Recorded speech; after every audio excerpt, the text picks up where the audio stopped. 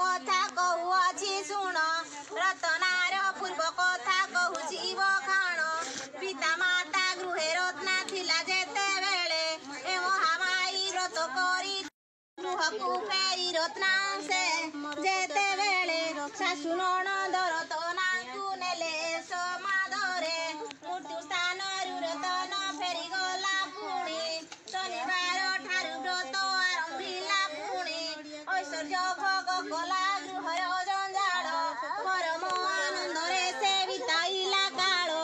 ଆଉ ଜଣେ ଶୂଦ୍ରଜନ ଏହି ବ୍ରତ କରି ମହାଜ୍ଞାନବନ୍ତେ ସେ ହୋଇଲା କିପରି କହିବି ଏଠାରେ ଶୁଣ ମନ କର୍ଣ୍ଣ ଦେଇ। ସେ ଶୂଦ୍ରଙ୍କ ନାମ ସୋମନାଥ ସେ ଅଟଇ। ମହାମାୟୀ ବ୍ରତ କରି ପାଇ ପାରୁ ସାହିତ୍ୟ ସମ୍ରାଟ। ଆଉ ଜଣେ ବ୍ୟକ୍ତି କଥା କହୁଅଛି ଶୁଣ। ଅଳ୍ପ ପାଠ ପଢି ସେ ହୋଇଲେ ମହାନ।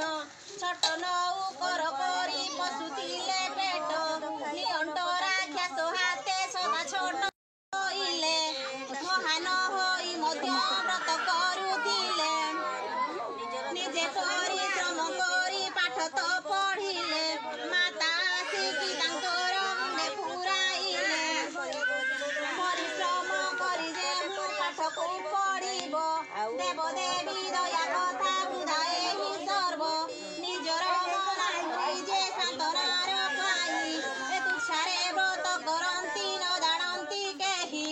ଏହିପରି ନାନା କଥା କହିଗଲା ସାହୁ। 6 ମାସ ପରେ ତାର ମଲା ବଡ଼ ବୋହୂ। ଆଉ 4 ମାସ ପରେ ସାନ ପୁଅ ମଲା। ସେହି ନିଜେ ଅଳ୍ପ ଦିନେ ରୋଗରେ ପଡ଼ିଲା।